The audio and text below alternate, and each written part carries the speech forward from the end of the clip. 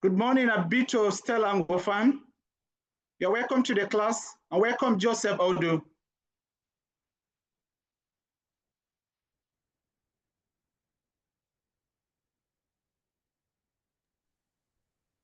Good morning, sir. Good morning, Abito, Stella. You're welcome. Good morning, sir. Thank you. Good morning. Yeah. Good morning, sir. For now, good morning, Stella, Gofan, Abito. For now, it's just two of us. Good morning. Good morning. Joseph Odu, good morning. Can you hear me, sir? Good morning. Yeah, Stella, Abito, I can hear you. Okay, sir. Okay, sir. Yeah. Nai, Grace, Joseph, you're welcome. Good morning, sir. Good morning, you're welcome. We are just waiting for a few others to come so that we can begin our class.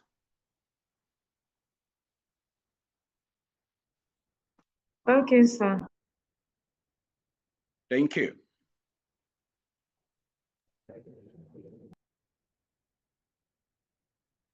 Joseph Odu, you are welcome. Good morning, sir. Good morning, Hemin Nongo. You're welcome to the class. Yes, sir. I'm just joining.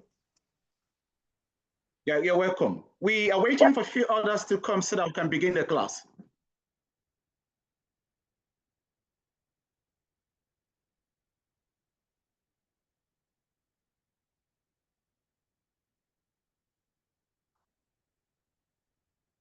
For now, we are just about 6 of us in the class, and it's already 10 minutes past 10. We will be starting our class in the GV, but we'll wait for others to join us shortly before we commencement of our class.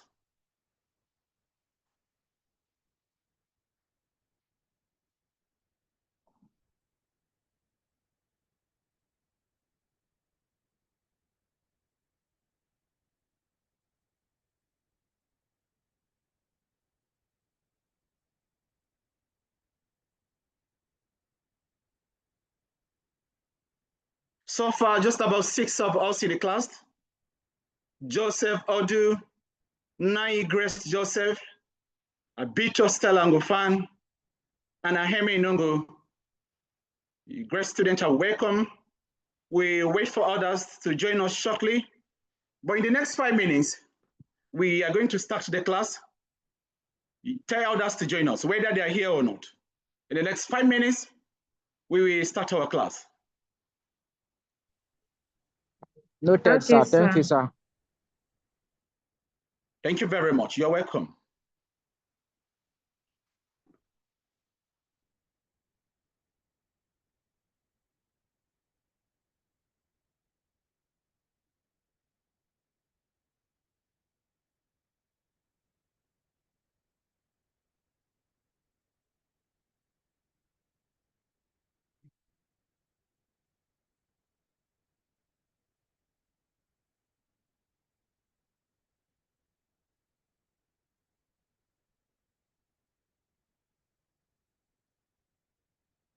Nai Grace, how many of us are supposed to be in this class? Okay, sir. About 13, sir. We're supposed to be 13 in the class. Yes, sir. But Okay.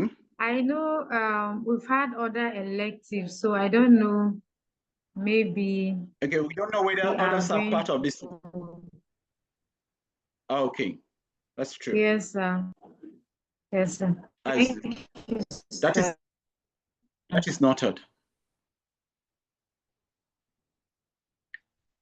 By 10:15, the next 3 minutes, we are going to start and we will commence our lectures in earnest.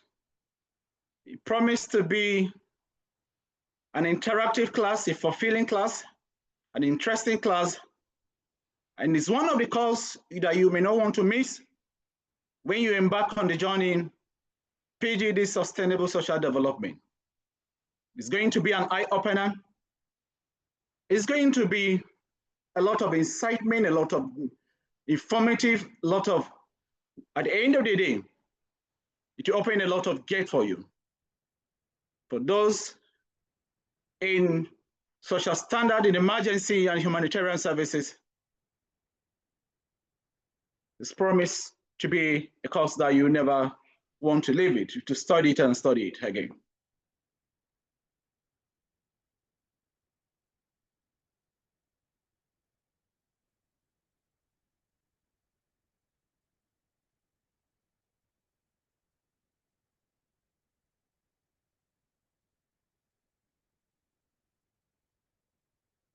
In a minute's time, we are going to start. You're welcome, Florence. Florence Stephanus Saluk.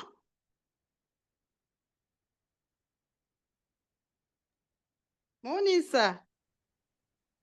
Good morning, Florence Saluk. You're welcome. Thank you, sir. Good morning. Yeah. We're about to start in a minute's time. You're welcome on board. And we're going to do the needful.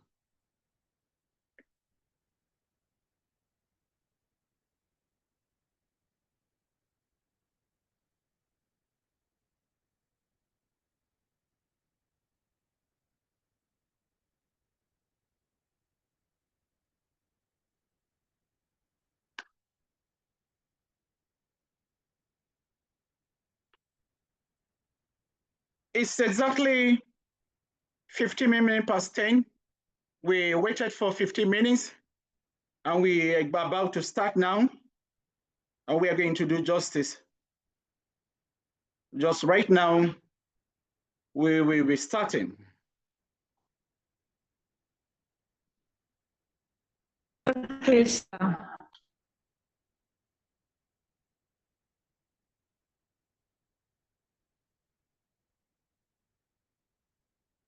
Thank you. You're welcome to Social Standard in Emergency and Disaster Management.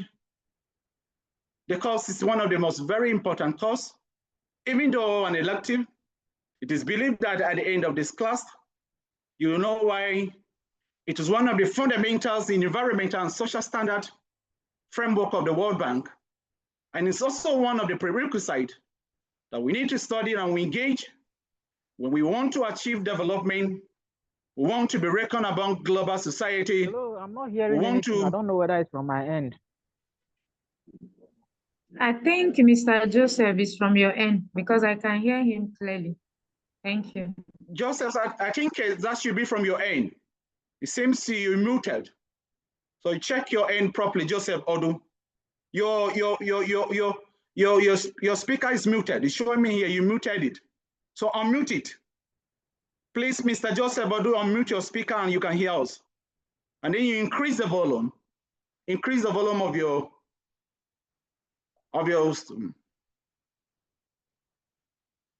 so check from your end there. So the course is Social Standard in Emergency and Humanitarian Services. Is one of the most very important, although even elective. At the end of this class, we'll be able to garner a lot that will take home for our community, for our home, for our state. I remain Dr. A.D. Terran. I'll be taking with the course with the Deputy Center Leader of the Institute of Procurement, Environmental and Social Standard, distinguished Professor Adolphus A. Naswem. And it's promised to be one of the intriguing courses that we're going to do. We are expected that at the end of this course, we will pick home a lot of learning objective. We should be able to explain the effect of social emergencies, the effect of disasters. We should be able to discuss the various intervention. What are the various interventions we use in emergency? We should be able to discuss the method in emergency. We'll be looking at disasters. We'll be able to explain how to resettle their risk people and emergency disasters. And let me give you an introduction before we go to aspect of the other learning objective. Emergency and disaster has become a prerequisite. It has become one of the yardstick we use in development. It has become a very daily occurrence in our home, in our community, in our state, and our nations. We often have a lot of emergency We have a lot of disasters happening every day, ranging from yesterday to today. We look at a lot of issues affecting society in emergency. We'll be looking at a lot of reports. We dissect and leap why we are also regarded as one of the third world country, and why we need to fulfill the emergency, to manage emergency and humanitarian services amidst all of very powerful budget. War emergency regarded as a grade A issues. If you look at the ministries, if you look at how the structure, the legal framework of the emergency of the federal government of Nigeria, emergencies regardless is under presidency. When you come to the state level, emergency is under the office of the state governor. We'll be looking at that. We'll be looking at how they have a lot of huge budget of emergency, the Federal Ministry of Emergency and Disaster Management for this year alone, with the Federal Ministry of Emergency Humanitarian Affairs and Emergency Management scooping about 260 billion in the 2025 budget. Just on Thursday last week, the Europe, or what we call the European nation, through the International Organization on Migration, approved a sum of 864 million for management of emergency and disasters. We'll be looking at those issues. We'll be looking at how it affects our society. We'll be looking at, to explain procedure, how we can be able to standardize need assessment, how we can be able to identify consequences of emergency. You'll be seeing them with your naked eyes. Design standard complaint programs. We'll be able to look at factors, standards into rehabilitation processes. We'll be looking at how we can be able to monitor and then be able to do a lot of that. All of this we'll be handling. But let me give you a little clue and then what we call as pretest. I'll ask some certain questions and I will be calling you by name. And by the end of the lecture, when we dive into details about it, you know the reason why this lecture is commencing with a lot of questions, a lot of a kind of protest. And then I will start with Grace. Grace, do you have, wherever you are, if you are in your office now, or you are at home now, did you have fire extinguisher where you are living? Grace. Good morning, sir. Yes. I'm currently at my workplace. Yes, we do, sir. Very good. Okay. And let's move to the next question to you. If you have fire extinguisher, do you know how to use fire extinguisher? No, no training. You don't know how to use it. No training has been done for us in that regard, but it has been there for since I started work. I've been seeing it. Yes. Okay, this is very good. Thank you, sir. And then, yeah, that takes me to Abito Stella Ngofan. Abito Stella Ngofan. That discussion gets used this way. For where you are, where do you dump your refuse? You are dealing with, remember the costs, social standard in emergency and humanitarian services. Where do you dump your refuse, whether it's in your office, whether in your market, whether at your home? Where do you normally dump your waste product, your refuse? Abito Stella, the class is an interactive class, and what we do in the class is that part of the discussion we're asking is part of the assessment. We are assessing you, we're scoring you in social standard emergency, and then what we call humanitarian services. That's how we do. Yes, sir. Good morning, sir, once again. Okay. We have a refuse dumping. Okay. Oh, that's very good. And okay, that goes next to, in your houses, is in your office, in your house, do you have drainages? You have drainages around your houses? Still back at Stella. Hello, sir. Can you hear me now? Yeah, do you have drainage? Yeah, I can hear you very well. Yes, we have a dump here, sir, in the office. Okay, that takes me next to Ahemin Nungu. The next question that we'll be going to Ahemin is that, Ahemin, when you sleep, do you know, do you have service number? Please, can you mute your speaker, Abito? Abito, can you mute your speakers? Mute your speakers. Yes, sir. Done. Mute your speakers, please. Mute your speakers. Yeah. Done. We move to Aheme Nongo. Aheme, do you have service numbers, emergency service numbers? Emergency service number, we talk about fire services. We talk about the Nigerian police. We talk about SEMA. We talk about NEMA. Do you have their numbers? That is question number one for you, Aheme. Good morning, sir. No, we don't have. Good morning. I don't have. Oh, you don't have, sir. Very good. Yeah. Very good. We want essential answers and all of that. That takes me to Joseph Odu. Yeah, Joseph Odu. Joseph Odu, the next question to you is that when you sleep, do you normally switch off your handset or do you normally leave it on?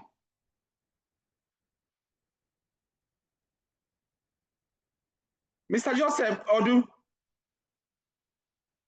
are you there? If you are not there, Florence, look, Florence, you can answer that question. When you sleep, do you normally switch off your phones or do you normally leave it on? Under emergency and humanitarian services. Okay, normally if I'm sleeping, sir, I don't switch off my phones. I only switch, put it on silent, but I don't switch it off. That is very good. Okay, the next question to you is that, lastly, Florence, is that, yeah, I can hear you very well. I heard you very well. Do you normally have what we call a kind of a flashing credit? Or do you normally have recharge card, at least in your phone when you sleep? Yes, I definitely have data and then credit on my phone, but I put it either on vibration or silent. Okay, thank you very much. That is a kind of pretext. Now we'll continue with the lecture. We first of all look at what is emergency. Emergency is a word that emanated from basically Latin word, Greek, some others, you know, and emanated from the Imiga rare, meaning to move up, to develop, to a word emergency mean a sudden crisis. So when somebody asks you are studying emergency and then social standard in emergency and humanitarian services, what is emergency? Emergency deals with a sudden crisis. It is a kind of an unexpected happening, or kind of what we call that must be dealt with urgently. It's anything that causes harm, it's anything that causes damages, anything that constitutes danger. We say that kind of thing is an emergency. An emergency may occur, it may occur in our home, it may be in our offices, just like I'm asking you. Emergency may occur in our community, it may occur in a fire, it may be in form of fire, it may be in form of a building, a lot of disasters, and it happens every day. So we will also be looking at why we need to study an emergency. Now let's look at the pictorial. In that pictorial, I will go back to Odu, you didn't speak the last time. We are assessing you as well in the class. Please, can you tell us the kind of emergency, Joseph Odu, that have you seen in the picture there? What kind of emergency did you see in the pictorial here? Before we go to other persons. Joseph Odu.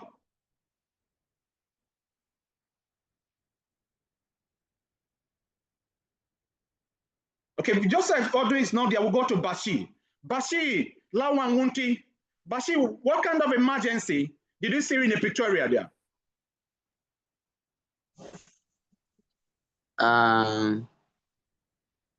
Hello. Hello, Bas. I can hear you very well, Bashi. Hello, sir. I can hear you. Yes, sir.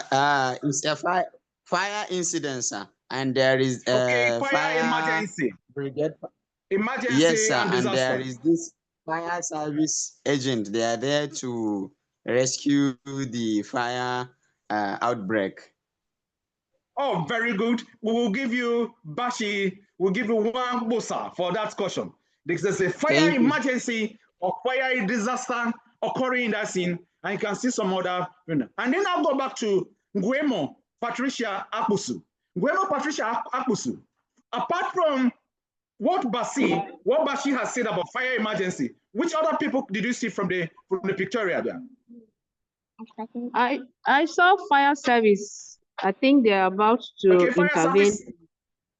Yes, sir. Very good. Apart from fire service, what else did you saw? There's some other group of people from there. Oh, Henadosu, Stella, can you tell us what group of person you saw in that picture? Okay, sir. Good morning, sir. I think I'm seeing neighbors trying to quench the fire with water.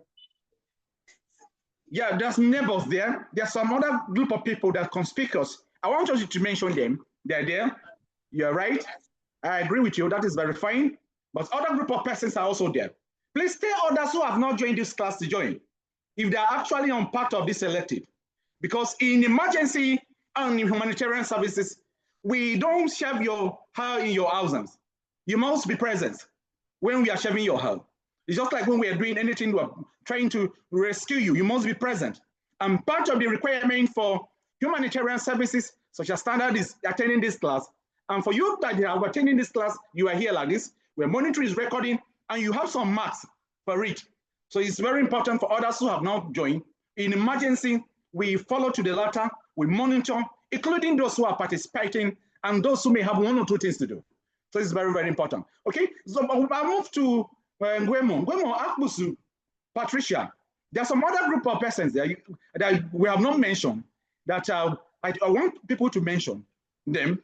If you look at them very well, where you have the, let me give you ESPO, where you have the emergency fire services wearing their apron, their regalia. There's some other group of people there. Journalists. Yeah, I mean, do you want to say something?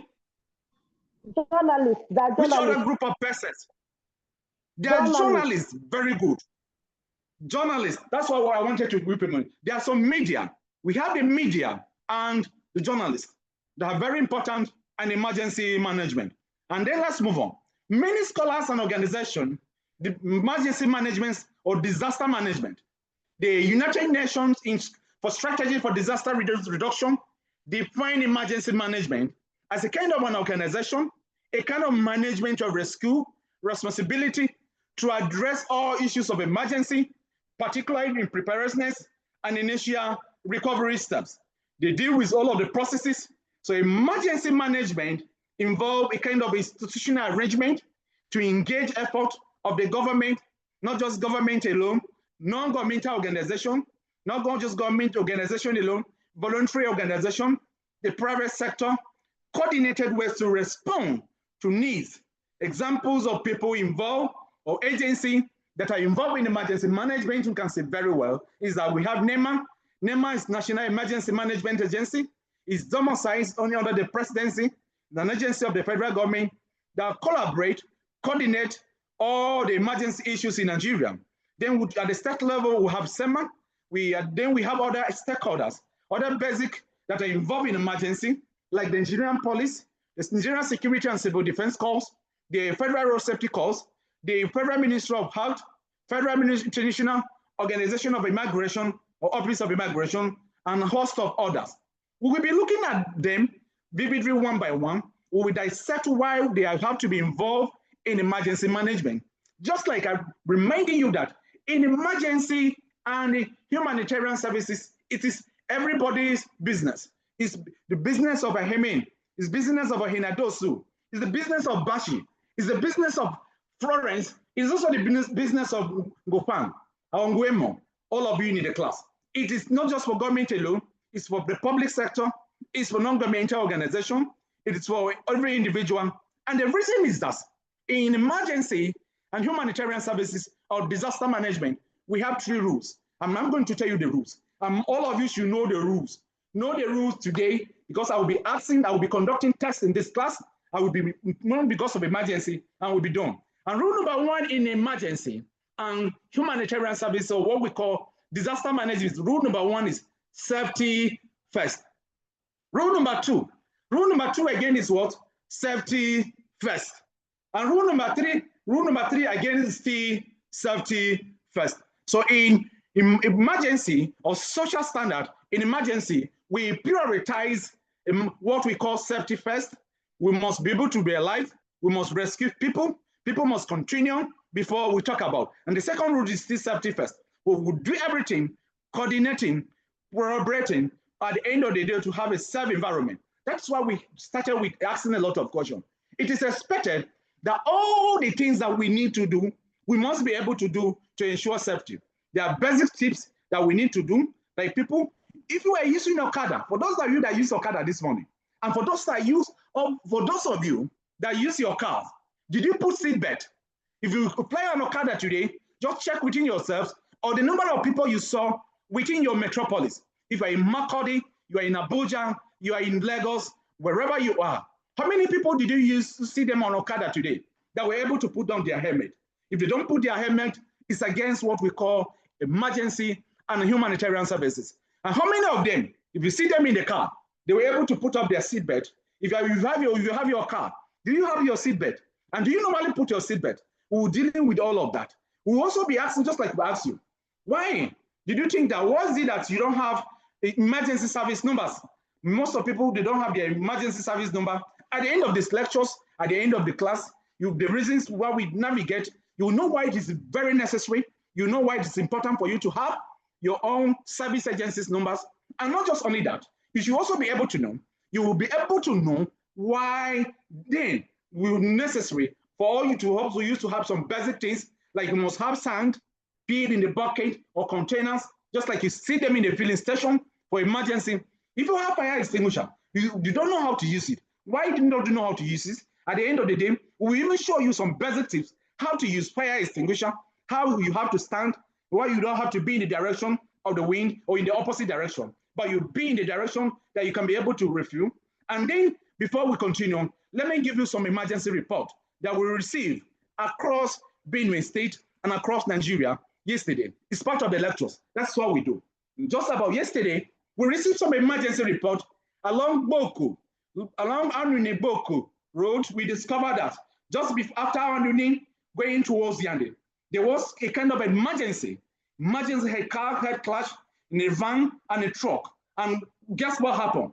4 people were casualties. They died, and a lot of casualties, some are in recuperating in General Hospital Boku. Few were brought back to emergency situation at the BC, what we call the Benue State University. In Benue State, the same, along what we call Yande to Buruku Road, they are the police checkpoint. For most of you that could see on the social media, there was a kind of a very big trolley, a van trying to move around, and then there was a kind of emergency situation. There are two, about 6 persons died. In the international community, okay, let's have a little touch around high-level Makurdi.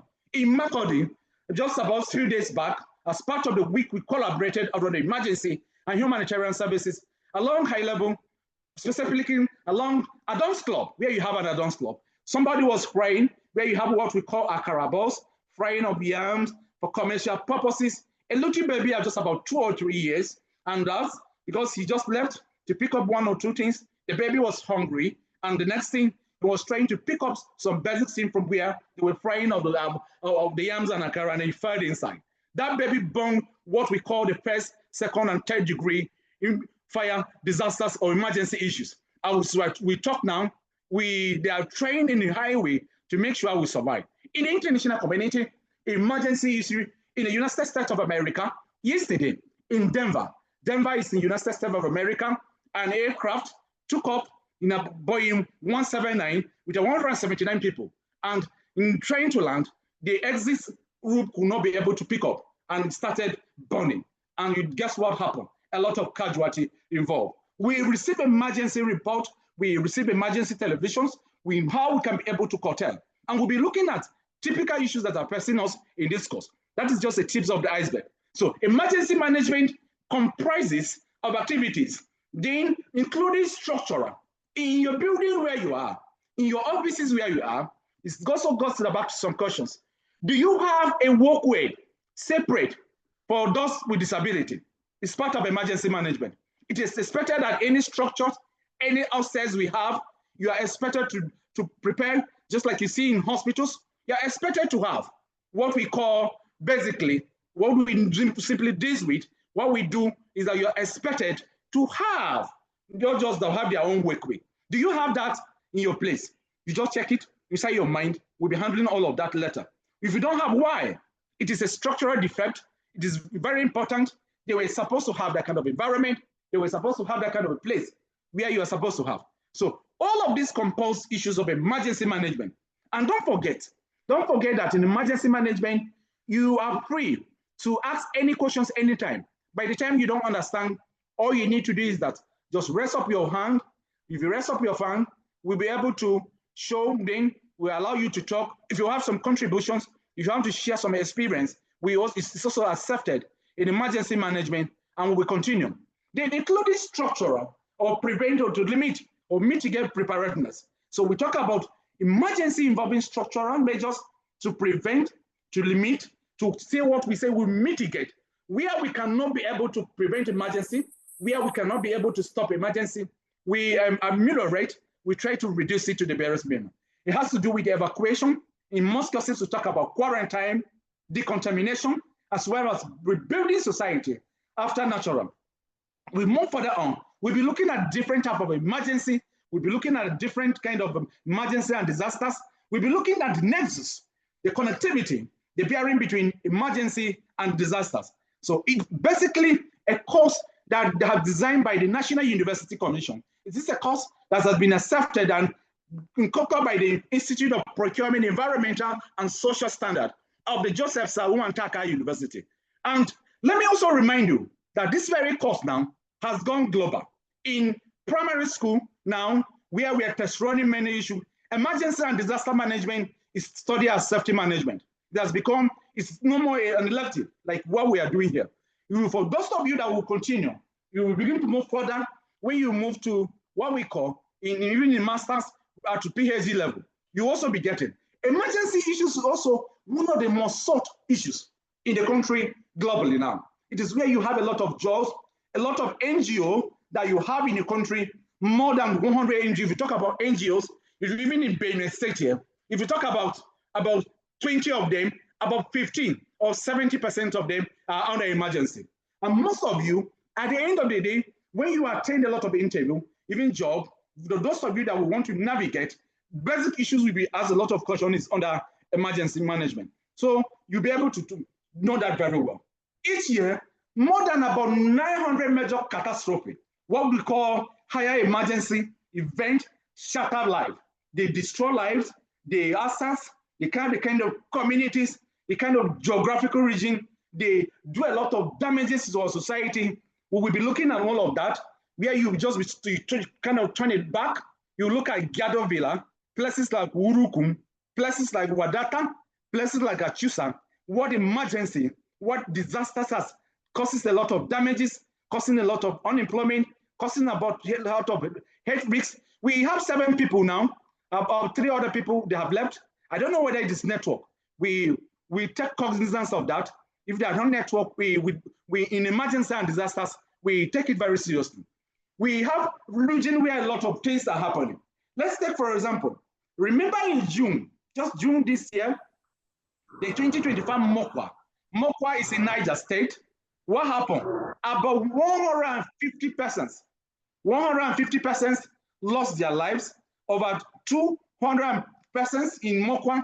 It was a kind of what we call torrential rainfall and flash flood. A lot of damages. Just imagine waking up and then you discover that 150 persons, what happened to them? They die. And then in an emergency situation, destroying a lot of their homes, destroying a lot of resources, destroying a lot of their futures, causing a lot of untold hardship.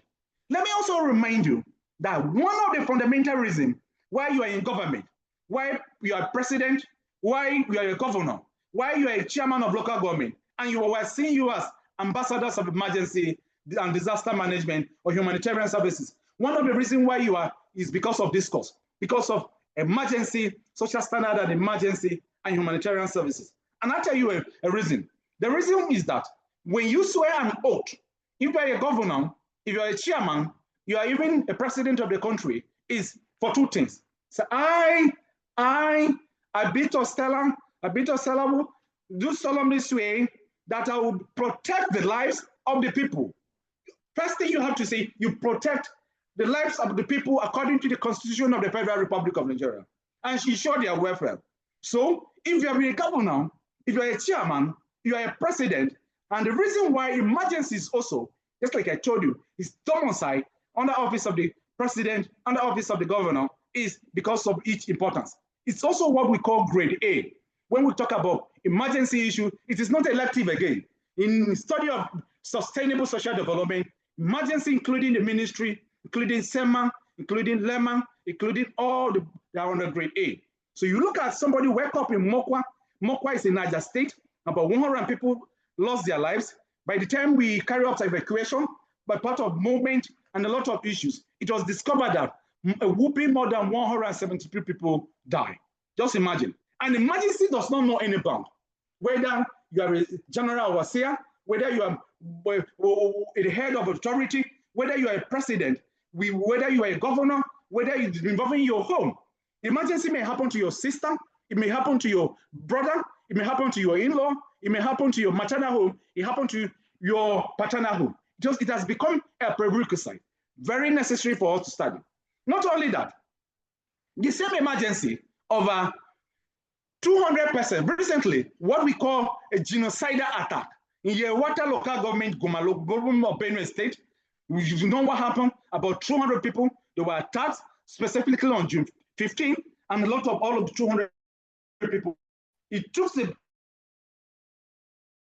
call, a kind of a global call from social activists, which very soon we'll be looking at it, we'll be dissecting, we'll be looking at the basic issues, how it has happened, how the issues, how they were able to survive in that kind of scenario. And it has happened. 207 people died. Imagine we are taking a kind of a stock last week, looking at the Basic Hospital and the international market in Makurdi, where a lot of casualties, a lot of internally displaced person with. We met a child. That child, most of you are aware, all the parents, out of the 5 parents, the mother was no more. The father was no more. The siblings were no more. Nobody was there. And then the next thing we have is that his hand was amputated. They cut off one of his hands, just like one of their legs. Look at the promising child, looking. You should look at the issues of emergency and assume it's your relation. If it's not even your relation, you have what we call sympathy. If you have empathy, this is why we look at the issues of emergency, just like I mentioned, every day. Now let's look at in June, what we call a chronicle. We're looking at a chronicle, we are looking at a roll call, we are looking at past event. In June again, June 12, 2025, what we call as Air India, shortly take off from Ahmedabad, heading to London Gatwick. About out of people, 259 people on board, it was just only 1% that survived. Just take a flashback of what happened. Out of that, there was a family, a medical doctor, a professor, all the children, everything was gone. There were some other medical doctors, they were professors, they were top government functionaries that were involved. What simply happened was because of emergency. And the emergency, what did the emergency happen? The emergency took an entire horde of them and they were gone. So that kind of a situation we were talking about. We were giving a chronicle of all of this for you to see that these are not AI. These are not what we call chat. They are real life situations you are aware of. They are situations you can be able to Google to find out. We'll be looking at the consequence of all of this, the consequence that this has happened to the GDP, to the revenue, the consequence that this has happened to the nation and to the community. And then all the people, just 1% just survived. Also, in October 2006, about 97%, remember how many? 97% died in Boeing 737 crash. That was near Abuja, few minutes after takeoff. And you remember the famous Dana, the Dana aircraft crashed, and then a lot of issues happened in emergency. For those of us that travel a lot, you will discover why this course is very important, why you need safety measure, why you need to prepare, why you have to even prepare if you are to home to handle emergency, why the government need to prepare, why we need to collaborate, why we need to volunteer. We'll be looking at all of that. Let's also look at some basic issues that we mentioned them and we'll be going. In October 2025, that's 2005 basically, not 2025, but 2005, a Bayview, not just Bayview aircraft, Boeing 737 carrying about 107 people, boarded crash soon after takeoff. That was in Lagos. For those of you that remember, along Victoria, along Lekki. And this has, you remember, a lot of people that you see them on aircraft going on a very important missions, going on issues that are very dear to the families, to the state, people that have been trained. So we'll see why we need to put up emergency measures, emergency satellite, emergency CCTV cameras, and how to deal with all these issues. And sometime we'll have to find. Then we'll look at what we call, shortly before I will give you to contribute, I will mention 1 or 2 cases, and I will be giving you rooms to be able to state emergency situation you have around in your areas, and that they need a kind of issues that we'll be looking at. In May 2002, there was EAS Leyline. This time around, it was in Kano, 148 persons on board. This is still in Nigeria. We are focused on Nigeria because you know the reason why it is very important for you to be able to look at issues like this. So studying this emergency, studying these disasters in form of preparedness, this course will show us how we need to prepare for emergency, how we should respond in case of emergency, in case of disasters, and then ultimately, how we can be able to reduce the impact, the future event, how we'll be looking at how we can be able to promote resilience. For those of people that you see them, we mention them in Yerewata, in Mokwa, what should be done to them, and how we can be able to stay what we call empowerment in terms of recovery, in terms of how we can be able to ameliorate and be able to do some basic issues. We will also be looking at how emergency, just like you look at your screen, and disaster, they spare no one. I said it and I repeat, emergencies spare no one. Remember recently, or last time in 2014, the Synagogue Church of God, which was headed by our own respected Joshua, TB Joshua of the blessed memory, the building collapsed. And out of the synagogue, the emergency that occurred, a lot of people were gone. Just last year, or what we call in 2023, the Dunamis Church in North Bank, we discovered that, currently speaking about situation, that Dunamis Church, where service was going on, the pastor was there, a lot of issues collapsed, and a lot of casualties were involved. It takes the head of the church, Dr. Paul Enenche, to be around to assess the situation, to vary the situation. We look at the situation like that. For those of you that are conversant, for those of you that were involved in registration in the course of you studying emergency from the Federal University, along with what we call Joseph Sawantaka University now, an impending emergency, an impending disaster is waiting to happen. If you look at just behind SRS, that bridge hitherto before collapse is going towards, it is almost going towards now, that one day you will hear that a lot of emergency occur. Why we need to study, why we need to prepare, why we need to look at some certain cases and how we can be able to do. So before we continue, the nexus between emergency and disasters, I will throw the floor open. And I will start with Joseph Odu. Joseph Odu has not spoken. It was only Abito Stella. It was only Nai Grace. It was only Aheme Inongo and Ferens that have spoken. Now we are moving to Dende. Dende Omos. Dende Omos. What are the issues of other emergency that your own experience, within your experience, have you heard of some certain emergency or disaster situation that you may want to share with us? The course permit us to share all of that. Dende Omos, over to you. You have the floor.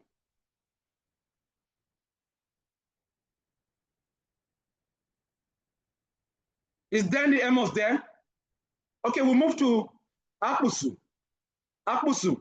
Dende is not speaking. Joseph Odu. Yeah. Can you share your experience about emergency and disasters in your community, in your area, within your state, where you heard about? Then we are waiting for you. We move to Nguemo Patricia Akbusu. Can you answer that? Good afternoon. Good morning, sir. It is the afternoon. I'll talk about the crisis in Cameroon. Okay. It started and a lot of persons were displaced. Some moved to most of them moved to Nigeria. Because, hello? Very good. Most of them moved to Nigeria to take refuge. Some came to Benue, some came to Cross River, some in Akwa Ibom, and some in Taraba. It was because of the disaster which was caused by the government between government and the civilians. So they were unable to stay there, so they have to move to take refuge in Nigeria. So most of them were accommodated in Benue, some were accommodated in Cross River, some in Akwa Ibom, and some in Taraba. So it's one of the emergency.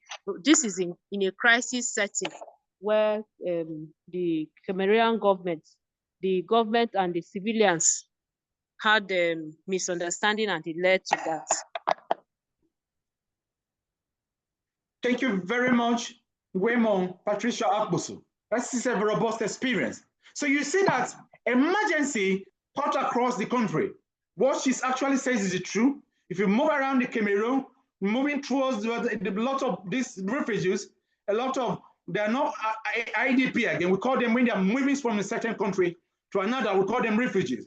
If you move around Mom in Kwande local government, if you move around Bakassi Peninsula, if you move around Bekwara in Cross River State, and a lot of this, you have a lot of this harboring, and we have international laws guiding. So disasters, emergency has become a lot of what is affected. In every local government in Benue State, we have issues of emergency. Be it, we'll be looking at it very soon, farmers' headers crisis in Guman, whether in Ado, whether in Ogbadibo, whether in Plateau State, in places like Bokos, places like Mango, places like Charuk, our neighboring community, bordering including state, local government. And let's look at what we call the nexus between disasters and emergency. Most of them, let me state you in a very clear and a very crystal terms that emergency and disasters are used pari passu. They are like what we call CMS twins. CMS twins are inseparable, just because of some thin line. They have a lot of similarities, just a very few difference. So disasters, just like emergency, it's a French word. Some other originated from Latin word, disaster aid. And that's the combination of two words, but in just like emergency, meaning something, the term that refer to bad and evil.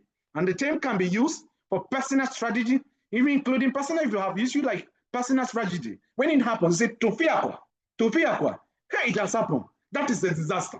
That is an emergency. We'll be looking at all of that. And that takes me to move to my friend now. I'll move to my friend, Bashi. Bashi, which kind of a disaster do you see in the picture there? Bashi. Or Bashi, Lawan Wanti. Alhaji Bashi, Lawan Wanti, are you there? Okay, we'll move to Joseph Odu. Joseph Odu. Yes, sir. Good morning, sir. We participate. Yeah, which kind of emergency do you see in the pictures there? Or disaster?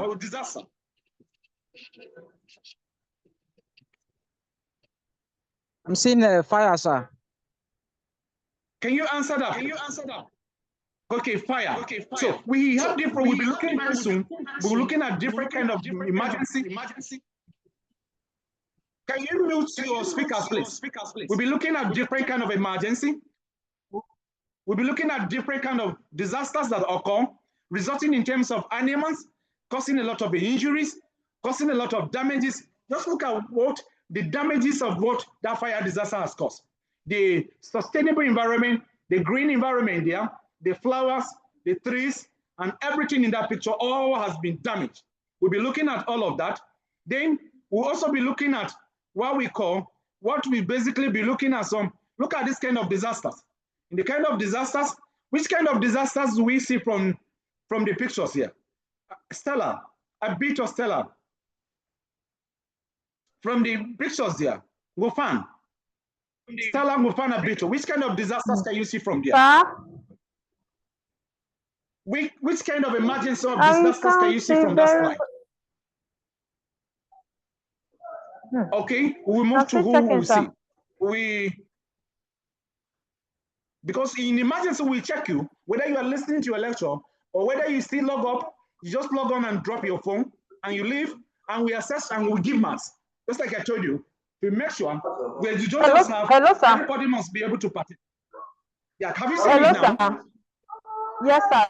This is flood. I can hear you. Yeah. This is flood disaster. Did you see any damages to the house? Sir. Yes, houses. Did you see that there's damages on properties? Okay. Now let me give you an example. And a student of a master student of Joseph Sawuman Taka University in the recent flood occurred because he was living in a slum in an area.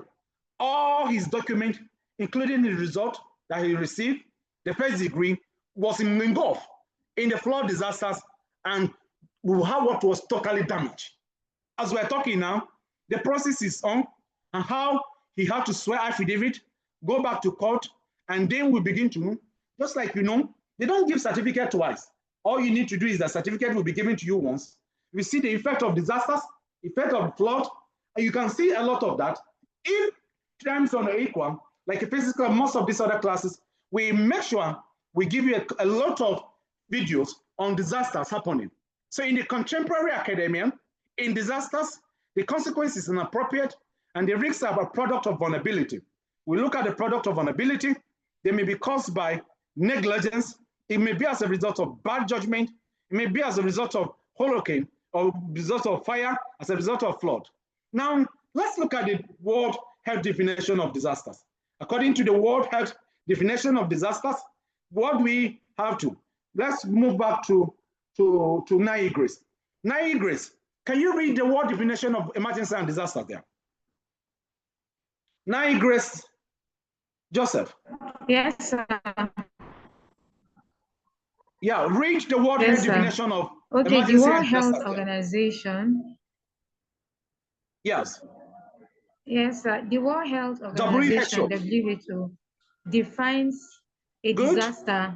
Define a disaster as a sudden ecological phenomenon of sufficient magnitude to require external assistance.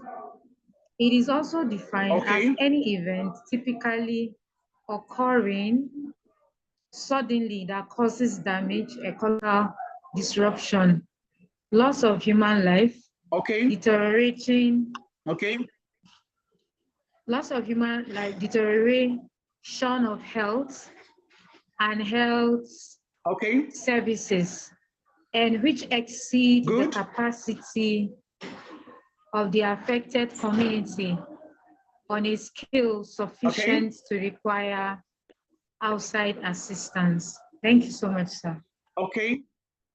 Thank you very much, Grace. From the definition you have read, from what Grace Nai just about said, you can see that emergency or disaster has to do with the ecological, loss of human life, deterioration, including health services, exceeding the capacity of communities, and then you have a sufficient scale outside, also needing some assistance in some other situations.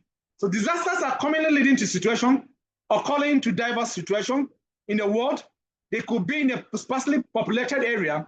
Disasters can happen even in where you have VIP, what we call very important personnel. It can be where it can be caused by natural. Disaster can be man-made. Can be man-made, as well as various influences of exposure, vulnerability. Disasters is a serious problem over short and long term. It's a kind of widespread. It can be material that it happens. So you can see that emergency and disaster cuts across all that we're talking about, all the kind of situation we need to do. Then emergency, look at it. Just look at that slide. It's a kind of a serious, unexpected, a kind of a dangerous situation requiring. It could be a kind of a car crash. It could be not just car crash. It could be what we call disaster. It could be a kind of calamity. It could be a natural disaster to the extent. It can be a kind of earthquake. It can be a kind of flash flood. It can be a kind of volcano. It can be a kind of what we call tornado. It can be a kind of typhoon. It can be a kind of tsunami. We'll be looking at all of that. We'll be looking at that. Now let's look at the type of disasters. Look at the different type of disasters here. And I'll go back to who? I'll go back to Ohena. Ohena Dosu. How many type of disasters did you see from the slide there? Ohena Dosu. Okay, sir. Hello. So disasters. 2, natural and man-made. Natural and what? Man-made disaster. Okay, man-made disaster and natural disaster. Okay, on the natural disaster, Ohena is telling us that Ohena, those who tell us, say we have natural and man-made disasters. Now look at under natural disasters. Under natural disasters, we have flood, we have cyclone, we have hurricane, we have typhoon, we have snow, we have storms, we have thunderstorm, we have drought, we have cold, we have what we call wells, and then we have something that we call meteorological. But under natural disasters again, we have what we call geological. Now under geological, we have earthquake, we have volcanic eruption, you have landslide, you have tsunami, we have debris, we have mud flow, and under environmental and biological, we have what we call global warming, we have climate change, we have what we call ozone depletion, we have solar flare, we have epidemic. And then under what we call man-made disasters, under man-made disasters, we go back to Dandy Amos. Dandy Amos, what do we see under man-made disasters? Can you please tell us what we have under man-made disasters, Dandy Amos?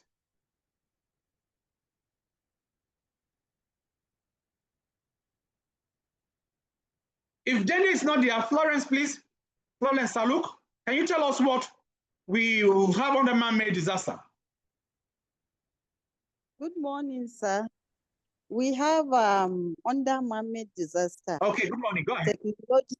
Technological. Yeah. We have transport. Okay. Transport accidents. Then structural failure. Yes, sir. Then structural failure. Then we have explosions. Okay. We have fire. Go ahead. Then industrial. We have chemical spills, radiation. Okay. Poisoning. Okay. Gas leaks. Okay. Then we have welfare. Yeah. We have war, terrorism, internal conflicts, and then civil unrest. Internal conflicts? Yeah. So we can see that on the man-made disasters, we have a lot of. Yeah. Thank you very much, Florence. We can see that on the man-made disasters, we have a lot of disasters occurrence or situation. Now, the natural hazard resulting from disasters naturally occurring, we can see that many of them, we can see that that are often termed among natural disasters, possibly considered geophysical, resulting from the phenomena, from the earthquake, from the landslide, from the volcanic activity, from the hydrological avalanche, from the meteorological cyclones or storms. You have diseases, you have epidemic, you have animal plagues, you have what we call extreme temperature, we have drought, and all of this coming under natural. And then we go further. The definition, we look at geophysical, eventually originating from the solid earth. Then we look at examples like earthquake. Unfortunately, in Nigeria, we don't have earthquake. What we have in Nigeria is what we call earth tremor. We have earth tremor in Nigeria. We don't have earthquake, we're lucky. We'll be looking at the differences globally, where we'll be looking at events that cause a kind of a short-term, a small or meso atmospheric processes in the spectrum. We'll be looking at hydrologically, events that are caused by deviation and normal. We'll be looking at flood, we'll be looking at climatological, and we'll be looking at biological disasters caused by the kind of exposure of living organism. We'll be looking at issues like epidemics like Ebola, how Ebola has caused a lot of emergency, how COVID-19 has caused a lot of emergency, issues like pandemic, issues like COVID-19, and issues like a lot. And that takes me, I go back to Aheme now. Aheme, under biological definition of emergency and disasters, I still ask you, during the COVID-19, what were the basic things that we were doing to further prevent or to manage our emergency? What were the steps and the rules we were observing during the COVID-19? Ahmed, Nongo. Yes, sir. Good morning once again. Like we're keeping distance. Good morning. Distance. Keeping distance. Very good. And then we're using face mask. Which other one? Washing regular washing of hands. Yeah. And then washing of hands. What washing of hands and disinfectants? Yes. Yes. Okay. Thank you very much. Who can mention some other measures we're taking as part of emergency management measures? What we needed to do or we're doing to curtail and to manage the emergency during COVID-19 or during Ebola or issues using like avian influenza? Okay, sir. Yeah. Isolation. Do you want to say? Isolation. Yes, sir. People that contacted the virus, they were kept in a isolation center, where they do not need to interact with the community or other persons. So once the treatment is completed, they are released from those facilities. That was very true and very great. So these are some of the emergency, some of the things we'll be remembering you, a lot of some of these other issues you know, why it is very necessary, why it is also very important for you to observe all of this. And I go back to Amos Dendi. Amos Dendi mentioned 3 types of emergency and disasters you saw in that pictures there.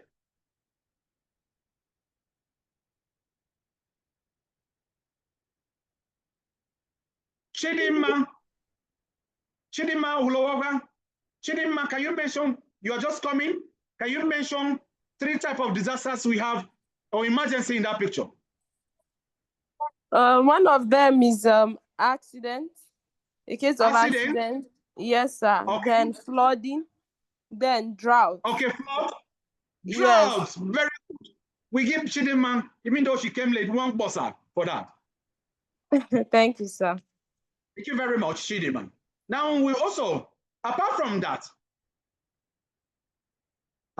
one Chidinma has mentioned, who also wants to mention some other kind of disaster situation, the kind of emergency situation we saw in that picture?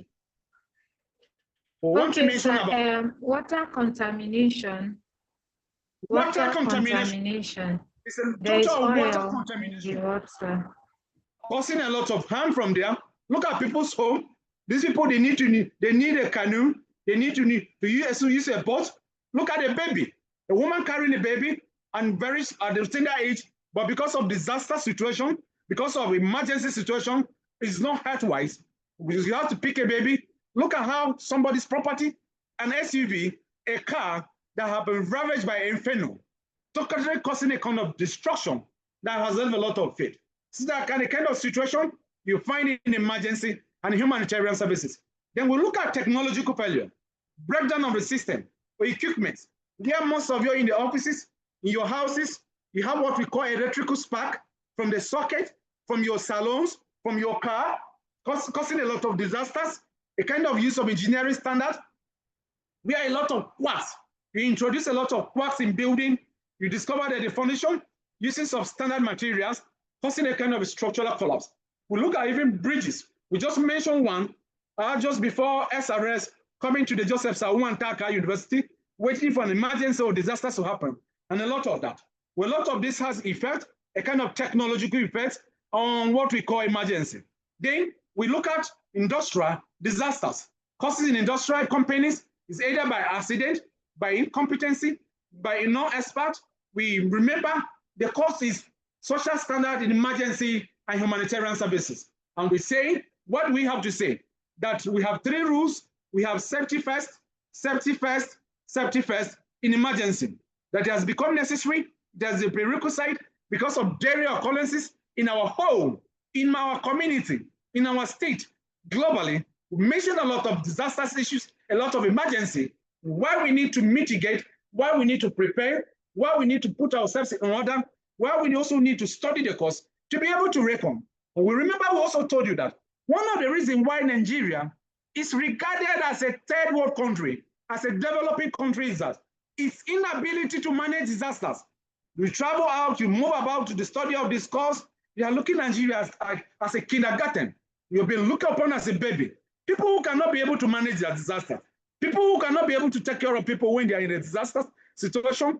And we'll be doing with all of this course. We'll be, when we move on, we'll be telling you when, if an emergency has occurred, who is supposed to be there, the time frame, how you can carry out evacuation, how you can carry out assessment. We'll be studying all of this in this course. And then we're looking at how, if emergency or situation not happen, not curtailed or mitigated, it could result into violence, it could result into war, social conflicts, melting the sound of love, a kind of situation, and causing a lot of what we call waterborne diseases or epidemics, including cholera. we look at the common type of emergency and disasters in Nigeria. And I'll be calling on Sophie. Sophie is one of us, is a facilitator like us, but is also a guru. Sophie, you list you be telling common type of emergency and disasters as found in Nigeria, as seen on the flag. You tell us the first 5, and Sophie, you tell us their effects on the society. Over to Sophie. Sophia.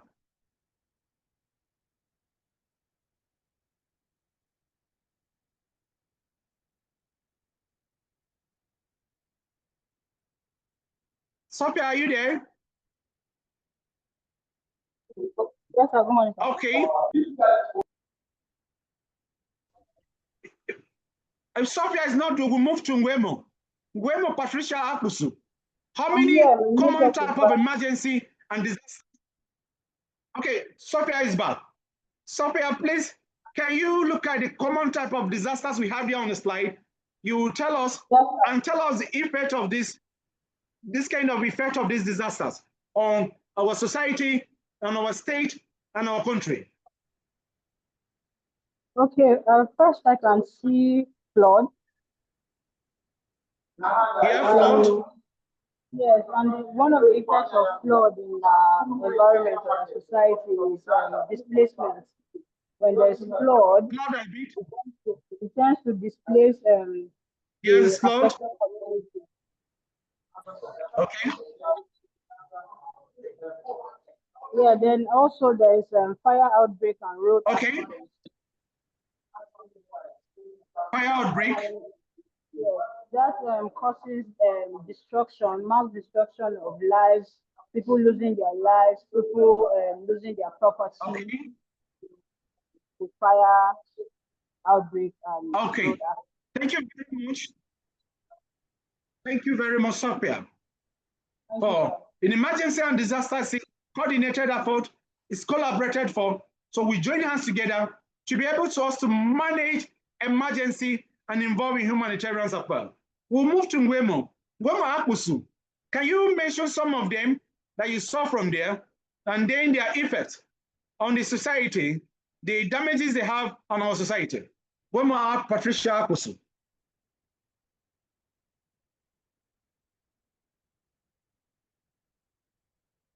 Ngwemo, are you there? If you're not there, Ohena Dosu, can you mention some of them and the kind of effects they have on the society?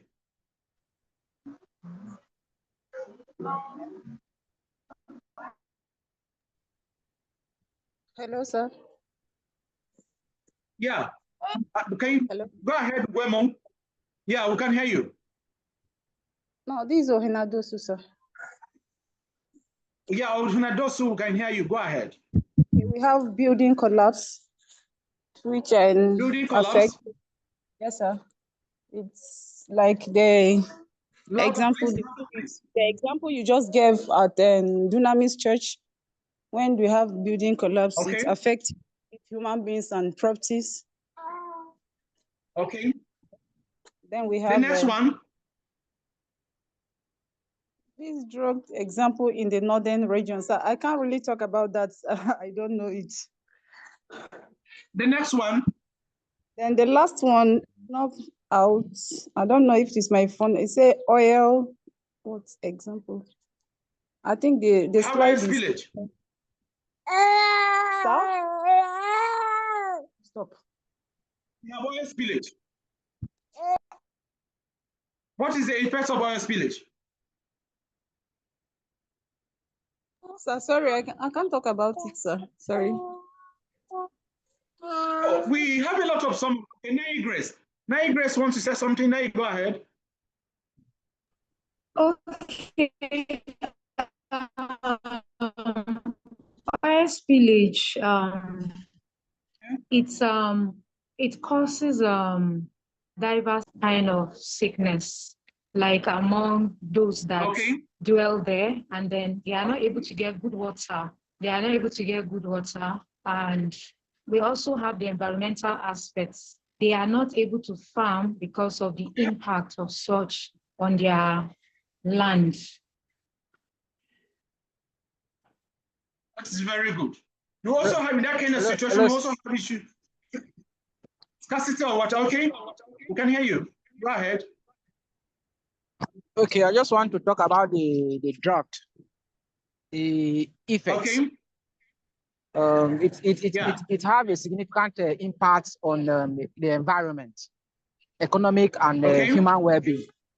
And some of these effects include water scarcity, talk about crop failure as a result of drought. Yeah. We have food insecurity, because in the area where there is drought, there is no enough water for food to yield. Then you also have environmental impacts on wildlife. Talk of the loss of biodiversity.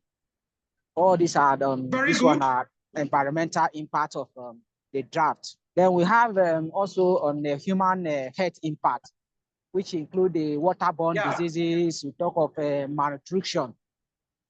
When there is no food, people will not feed well and all that. It causes malnutrition. Thank you. Thank you very much, Joseph Odu. Then we have some other one for that robust contribution. That was a very good contribution. And for that, I will be giving Joseph Odu one short boss, so that he can take it home. We have what we call a kind of landslide. We have a kind of landslide and soil erosion. It's a kind of common emergency and disaster. So by the time you are told to mention common emergency and disasters in Nigeria, you should be able to give me those ones. You mentioned that the other ones you mentioned from there, they are there. Yeah. Now, Grace Joseph, you want to say something? Yes, in terms of the building collapse, we have a recent scenario that happened in Nasarawa State.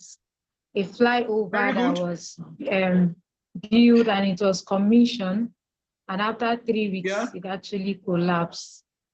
And the cost of the project was the cost of the project was actually at 10 billion naira, but it collapsed after 3 weeks. So it would have impacted,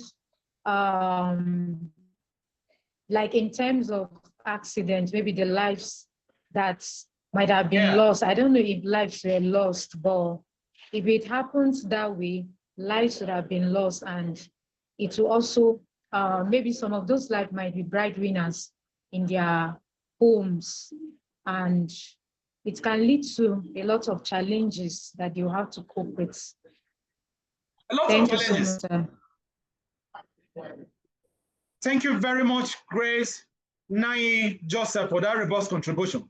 In building collapse, once again, in Jos Plateau State, where an international school along Bauchi Road discovered that a two-story building, that building collapsed, and the children, they were the only two child of the father, of the parents.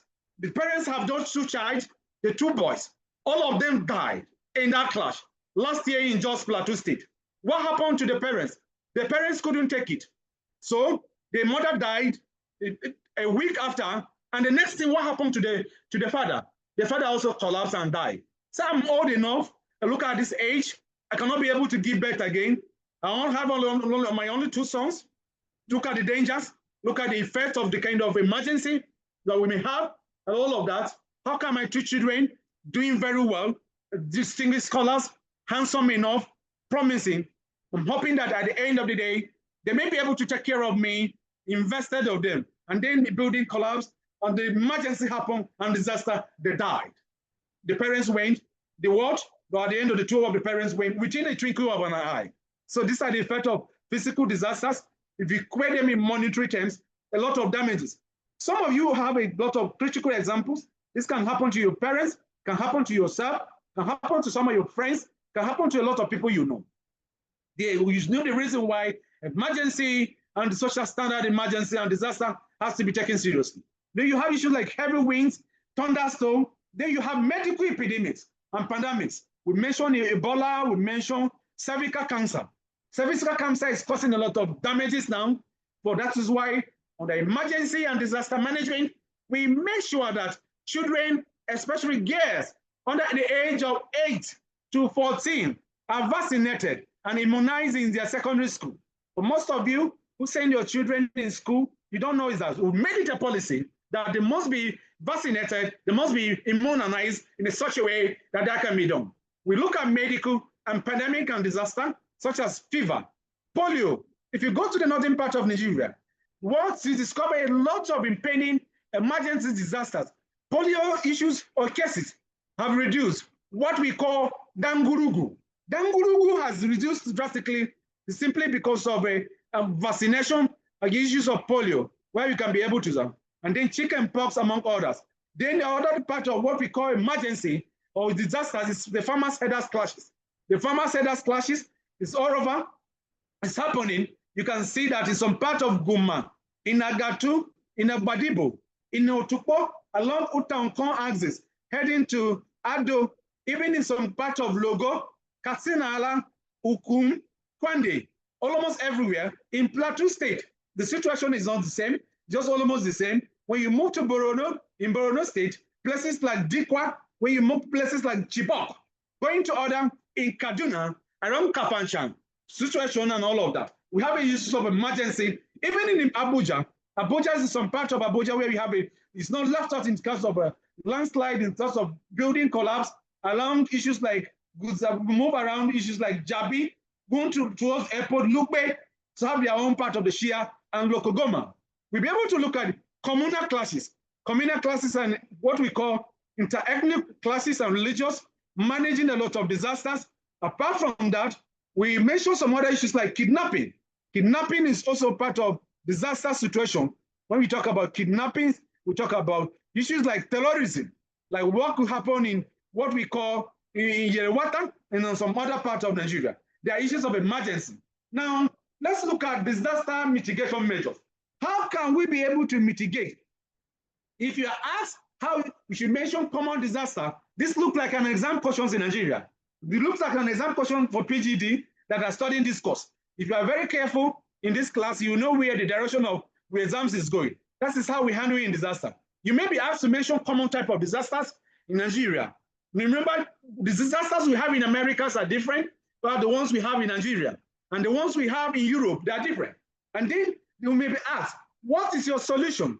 What is your panacea? What will be the panacea? What are your mitigation measures? What are you going to ameliorate? What are you going to reduce that these disasters may be able to handle? One of the mitigation measures, number one, we can be able to look at it is that planning. You have to have a robust preparedness, advocacy, a kind of what we are doing here. What we are doing here is that you are building capacity. We are training you to be ambassadors of disasters. We are making sure that you take this message you home. You make sure that starting from today, you don't make sure you don't dump your refuse anyhow. Somebody you are saying to around your houses, you say no. You make sure when you sleep, you should be able to, your phone should be charged. You should not switch off your phone. You should be able to have, at the end of the day, an emergency or disaster may occur. You can be able to call, we'll call you, we'll be able to serve situation. You should also have service number at the end of this. It's part of planning, it's part of preparedness, it's also part of advocacy. We're looking to this. We'll also give you some tips or measures. For those of you that don't have fire extinguisher, if you see in my car, most of the time, sometimes when you see in my car, you see Coke. If you see Coke inside, it's simply for emergency and humanitarian services. If there is a fire disaster and we have this issue, and I don't have my fire extinguisher, or fire extinguisher is not for me, what you simply do is that remove your carbonated drink, remove your Coke, just shake it, and sprinkle. By the time you sprinkle on the fire, it's gonna quench. If there's a kind of gas, you have gas that has got bone leakages and causing a lot of emergency and disasters, the only thing you can do is that make sure, put up your clothes. When you put up your clothes, you simply do, all you need to do is that, just get a lot of what you do, you get your disaster, make sure you immerse your clothes into put it in water. By the time you put it in water, put that in water and cover the fire, and that will be a kind of what we call traditional management of emergency. Then education. Education is what we are doing here, creating awareness and forecasting. If you look along the river Benue, there were some agencies that are saddled with the responsibility of forecasting. That is why we hear from the Nigerian Meteorological Agency, NIMET, and the Nigerian Hydrological Agency. Moving to across River Benue. For those of you in Benue, I will give an assignment. You move there, you see that there's a pole that has been fixed close to the River Benue. It's a kind of forecasting and a mitigation measure. By the time it reaches the green area, it reaches the yellow area, it's moving towards the red area. It's a left flag. It's telling you that all of you should move away from there. That's an impending emergency. And we also tell you how you will be able to use why we have emergency measure in your car. When you get to your cars and you have not put your seatbelt, you'll be hearing bing, bing, bing, bing. It's an emergency sound reminding you that you need to put up your seatbelt, you need to put up all of that.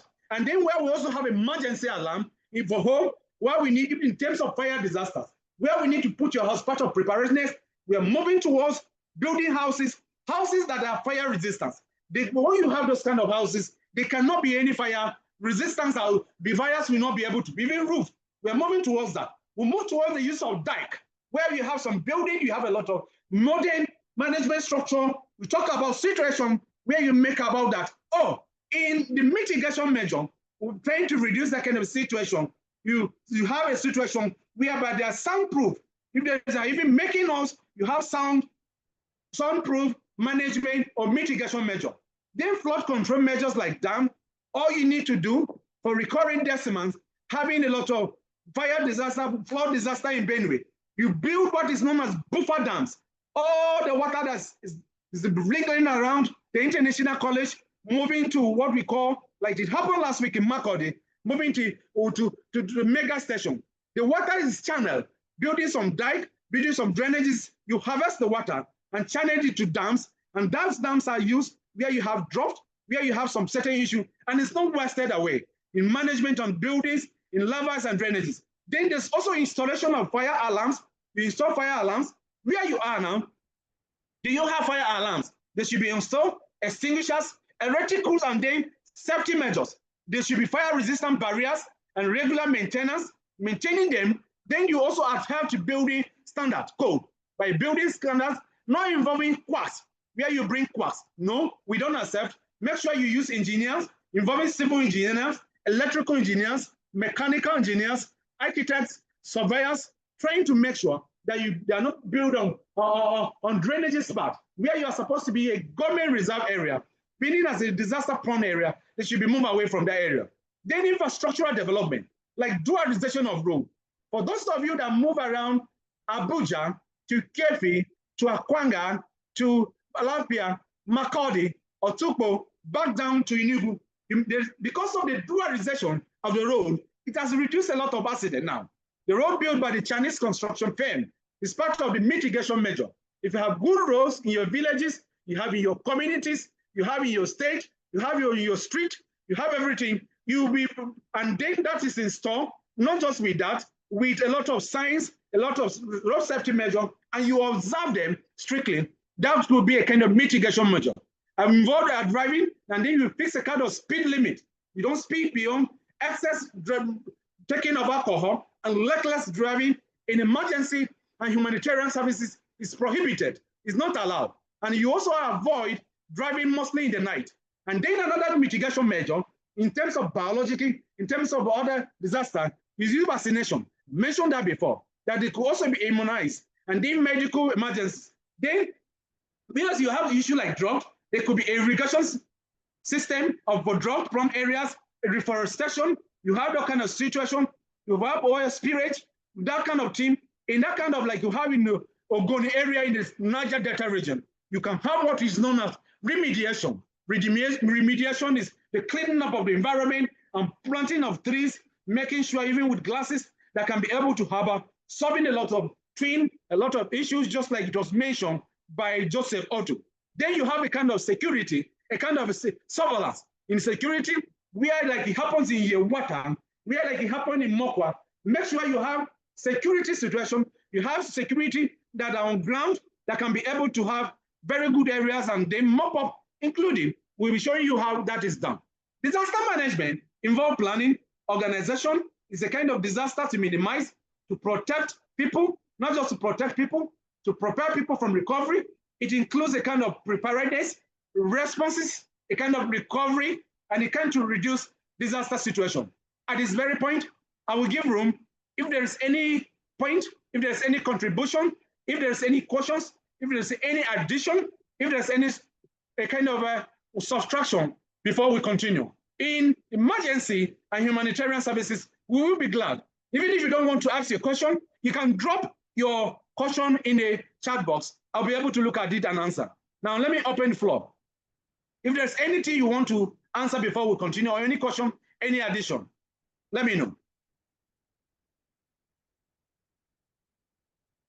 Yeah, from Joseph Odu, from Ohinadosu, Nai, from Ahemi, from Florence, from Bashi, from Amos, who has not spoken today, from Chidima. Is there any questions now? Okay, Florence, Stefano Saluk, your hands is up, please. Your question, free. We'll be glad to have your question. Ask your question. Good Florence morning, Saluk. Good morning. Yes, sir. I want to give a contribution. I want to share my experience. When we started the program, there was a question you asked pertaining whether I usually off my phone before going to bed or not. I want to share my experience. Initially, I'm among those that normally switch off their phones before going to bed. Until we had a program, I think a workshop, we were told that we shouldn't be off your phone because anything can happen. So when I returned back home, I decided to try not offing my phone. I just left it on silent. I left it on, but on silent. After some weeks, one of my church members, around 2, I just saw a call from one of my, I didn't even know. I just suddenly, I don't know whether it was the lightning of the phone. I don't know what really woke me around. I just saw the phone. It was giving light. I just picked the phone. I had the church member telling me I should please come. The wife want to give birth. Immediately, I just woke up from, I just stood up from the bed, went down and took my car and then rescued the woman to the hospital. That was how she gave birth. From then, since then, I have never off my phone. I always left it on vibration. Just of recent, one of my neighbors did the same thing. I was just sleeping. I just had a vibration from my phone. I just immediately took it. I had my neighbor telling me, please, do I have fuel in my car? I said yes, that I should please come and help him take his wife to the hospital. And immediately I just, got up from the bed. That was how I was able to take them around 2:30 to the hospital. And immediately we reached there, she gave birth. So the question you asked earlier, it was as if, that's my experience. I've learned since that day not to off my phone. Even if I'm going to, put it on silent or vibration, I am always conscious because anything can happen in the night. That's my experience. Yeah. Thank you, sir. Thank you very much, Florence, for that. Is very robust and a kind of experience. And that's the kind of situation we have. You may be able to serve safety first, serve someone in emergency and disaster. And it's very important. We now hear from Nai Grace Joseph. Nai Grace, your hands is up. You have the floor.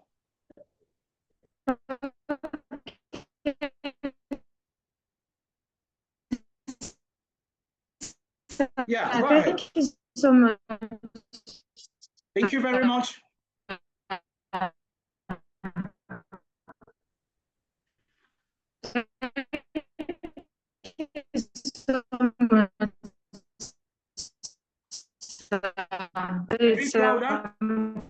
Contribution. Looking at the topic we have been treating, see, every one of us is a product, is actually a collective work. So I think it starts from, hello sir, can you hear me? Yeah, I can hear you very well. The society. So it means safety is responsible. So I think for this mitigation to be effective, for these measures to be effective, I think one of it is educational program, because when people are knowledgeable about causes, things that can trigger. I think you cannot comment IPES. That is what IPES is doing to you now. And you are expected to spread the message. Yes, sir. But beyond this, I'm thinking of maybe groups, educating the larger population, and so that even the management of the refuse and some other things that can trigger these issues would be under control. And also business also businesses, like sometimes you see people the environment where they carry out their business activities, maybe they produce pure water, and it is not like there is nobody that comes around, maybe a government institution that comes around to ensure that they are meeting up with the guidelines and the policy that covers the environment. So if we can have maybe the organization or the agency that are in charge of policies and regulation, ensuring that every business meets up with the standard, and then time to time such organization deploy personnel there to ensure that there is compliance in this regard. Then in the aspect of the building, in the aspect of collapse of building and all that, I think the agency that is also, or the ministry that is also in charge of this building, they are meant to be more proactive, and when things like this happen, when things happen like this, are people compensated? We'll be going to all of that shortly, and by the time we begin to go all right, thank you so much, sir. Thank you, Grace. Nai Joseph. When we go into details more of that, you will be smiling. And that takes me to the next question. I'll ask that question before we move ahead. And I'll go to Bashi Lawan. Bashi, do you have ambulance? Do you have ambulance at your place where you are right now? And then, if you have ambulance in your office, in your market, and all of that, the next question I'll be asking is that, what are the content of an ambulance? I will start the content of what and what should be in an ambulance. I will start with Hemin. Hemin, Nongo, we tell us when Basi, whether they have an ambulance. Do you have it at your office? Do you have it at your workplace? Do you have it next to you now? And where should we have an ambulance? And what should be the content of ambulance? Bashi Lawan Wunti. Bashi, are you there? Okay, I'll go back to Ahemen. Ahemen, do you have an ambulance in your workplace? If you don't have, what should be the content? It should be in an ambulance. We're moving to the next topic on what we'll be discussing, and it's very important. Under emergency management. What and who should be in an ambulance? What and what should be in an ambulance? When do we need it? Where should we have an ambulance? Who can answer that? Seems is it network or some from the people are asking? Nai Grace, can you answer that? Okay, sir. Thank you so much, sir. We are supposed to have a health personnel who is knowledgeable in handling emergency. Yes, who is knowledgeable in handling emergency. Like a doctor and a nurse. Okay, a doctor and a nurse. Yes. And who again? Then doctor, nurse, and maybe a porter. And then the person driving, the ambulance. A driver? Yes. And we are meant to have oxygen. We are also meant to have oxygen there. Yes, sir. Okay. Apart from oxygen, okay. Joseph, can you mention? Joseph, your hands is up. Okay. Thank you. Let's just help you. Yes, sir. Apart from the oxygen, there should be a first aid kit in the there should be a first aid kit in the ambulance. Yes, a first aid kit there, or box? Yes. Then containing what and what? What and what should be in that first aid kit?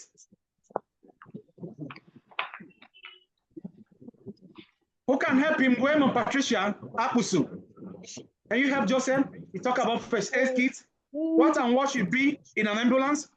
And who we talk about? Doctors, a nurse, a porter, a driver, ambulance. Oxygen. An ambulance should have stretchers.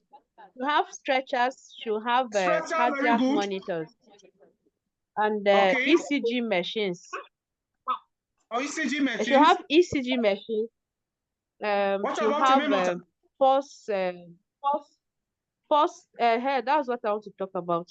Pulse pulse monitors, like the temperature, the what about hand gloves? Yes, you have hand Should gloves. We have hand gloves? Yes, oxygen tanks are marked. Also, marks, yeah.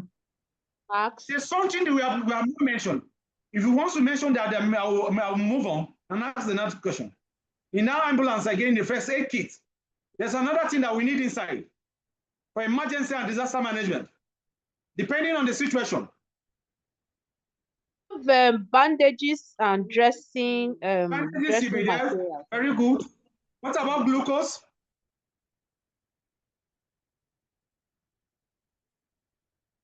We are expected to have glucose. We should also have snacks like biscuits and water in our first aid kit. Some emergency, some disasters, we can be able to treat Guemo Patricia Akbusu. It will just be hunger. So emergency that may be troubling Nai Grace, it may just be snacks. We'll just give her snacks and water and some basic one. We need to have all of that, and that will be gone. That will be the end of Solomon Gandhi. Remember the story of Solomon Gandhi in primary school?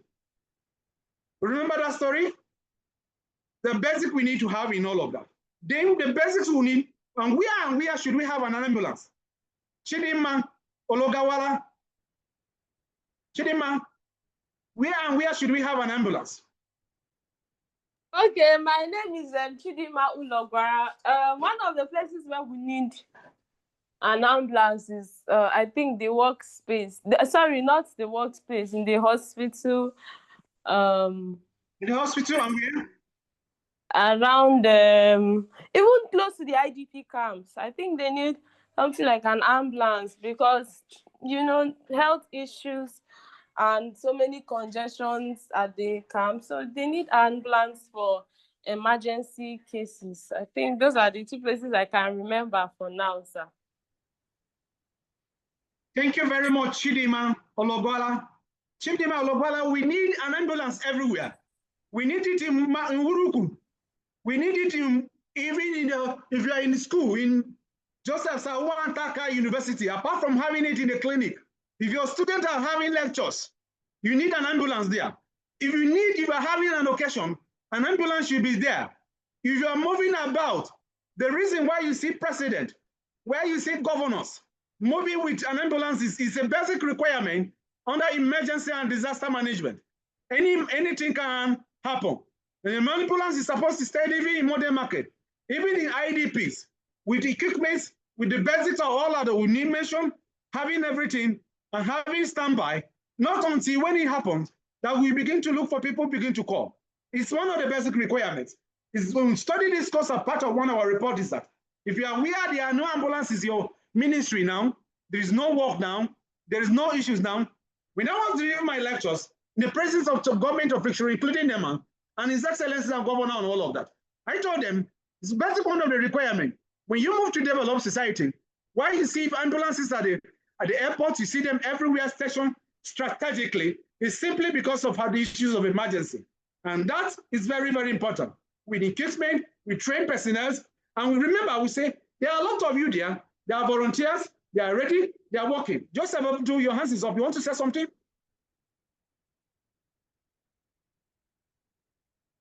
Mr. Joseph Odu. Sorry, no, up. sir, no.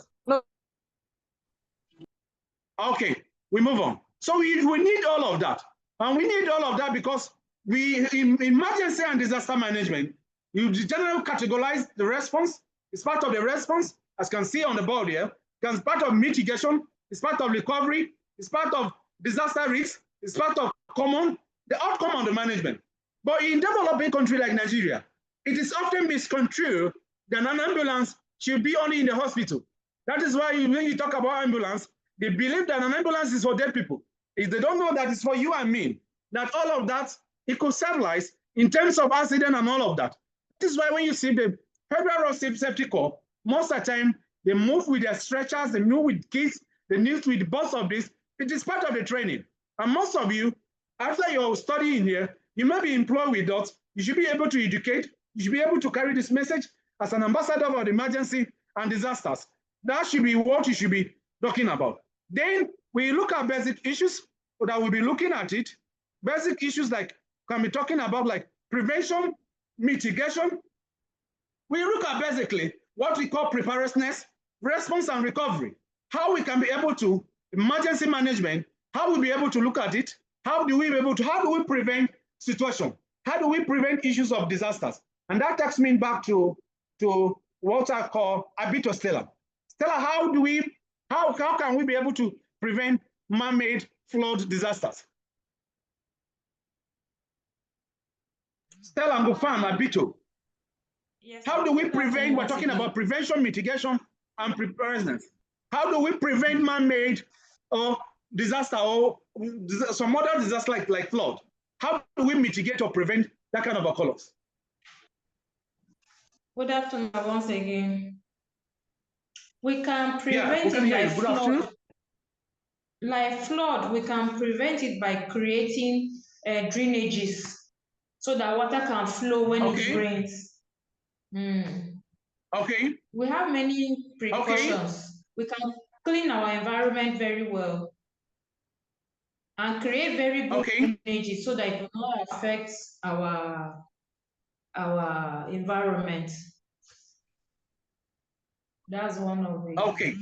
But Sheila, how can we prevent fire disasters in our locality, in the local area?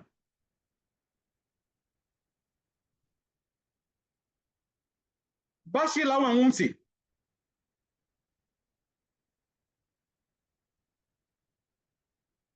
How do we prevent fire disasters? We talk about disasters. Disasters is not just happening in urban area or metropolis. We discuss then the almost. You have not spoken. How do we prevent fire disasters within our locality, within our community, rural environment?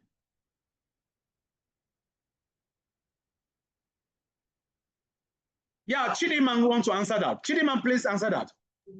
Please, we get it very well that when you ask a question in this class, part of your assessment is on what we answer people. If you have been called upon and you're not answering, you are not talking, we are assessing you and we will be giving you marks. We monitor everything we do in social standard, in emergency and humanitarian services. It's part of it and part of we take it very seriously. Chidiman. Okay, one of the ways in which the precautionary measures we can take as individuals is, first of all, ensuring that every electrical appliances in your homes are switched off. Apart from the fact that you're helping to reduce energy usage, that's the energy used in your homes. As part of reducing that, you're also protecting yourself too. You're protecting the environment. Secondly, ensure that wires are you don't just go for people who say I can do electricals. Go for people who are trained professionals. Most times people go for things that are substandard or things they can afford. I may not blame them. It's the Nigeria we are in, but if you really have the future in mind, if you have protection, if you have sustainability in mind, then I think that is the best approach to go. Then lastly, ensure that these appliances or whatever you are getting you're getting a good product, and then you're keeping it from the reach of children, because you don't know. I have a child. One of these days, she mistakenly went to the the switch and then connected the extension. I was not aware it was on and all of those things. Even as children growing up too, there were times when we plugged boilers and we left it and it was very red, even iron. So these are some of the ways in which we can prevent fire outbreaks. Thank you. I think I just made mention of electricals. There are other ones, bush burning and all of that. Thank you, sir. Yeah. So you make sure that you put that kind of, just like it's said by Abito Stellangofan. These are some of the measures you put in place in trying to maintain, in trying to make sure that that kind of issues of disasters, emergency are done. Remember, disasters, emergency is not just within the metropolis. It's not just within the locality. It's not just all of that. All these kind of measures need to be in place. That we'll be able to do that. When we do that very well, we'll be able to have a kind of what we call prevention, mitigation, preparedness, and then recovery of emergency. Action should be taken. If you look at that slide, you can see that there are a lot of other mitigation measures we can be able to put in place. And then by the time we will do that, already we'll be solving basic issues.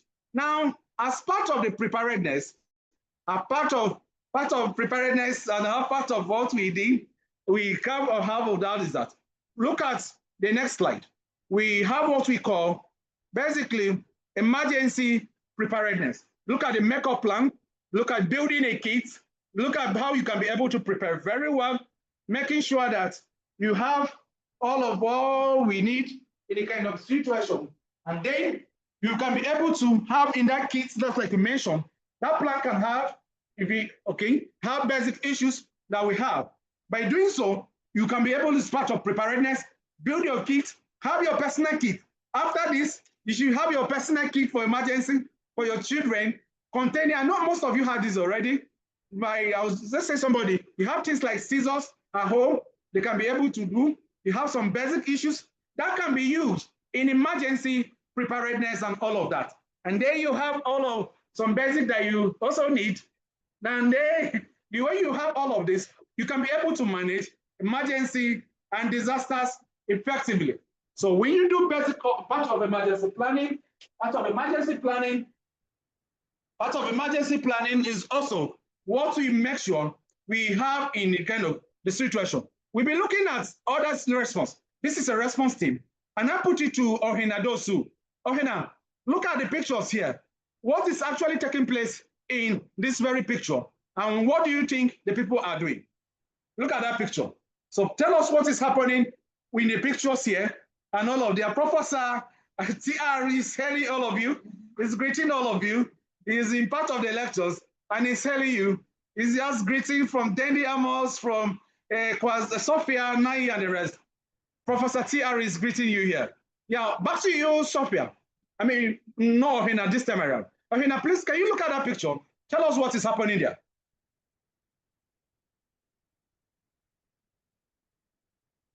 Who can tell us can observe what is happening in that picture and tell us? From Chidima, from Florence, from Nai, from Ahemi, from Joseph Odu. What do you think is taking place there? Okay, I don't know if I can talk, sir. Yeah, go ahead, Chidima. Okay, I think there is a relief material being distributed. I don't know where, but it's a relief material that I'm seeing, and I think some agencies are trying to distribute it. I think that's what I'm seeing. Okay, who else have another contribution from there? It is expected that we respond. In emergency, some situation, we may be met with some emergency situation like this. And as ambassadors of emergency, you may be expected to respond or say something. That is why we have those kind of pictures for you. Yeah. Dosu, do you want to say something? I think that they are trying to salvage a situation by gathering the items or kind of rescuing and getting out what is left of an emergency situation. Yeah, if you look at what both of you are correct in a way, we, just like Sophia, Pazana say, and then just like basically we talk about Chidima was able to make some, it's a kind of a response. The response there, they're trying to do evacuation, they're trying to also put up some basic materials, being on alert. In emergency situation, you need to be on alert, you need to put everything in place to make sure that that kind of situation, it occurs. For most of you on PGD platform, if you look around now, for these lectures, for the slide that we are studying now, I have sent us PowerPoint slide there, but we'll still, it's already a minute to 12. We will try to look at it. Whether we will be able to round up and go for break or whether we will continue, that I'll be throwing that question in the next 1 minute. But in response, we will look at what we call recovery. In recovery, if there's in terms of power outage, in terms of human use error, in terms of technical glitches, in terms of server issues, like we have an online digital explanation for all of this. If there's a kind of error, we try to prepare ahead, and as part of response is that when you prepare ahead, you try to make sure that everything is in place, making sure preparation is part of emergency and disaster. It's always said that he who fails to plan is planning to fail.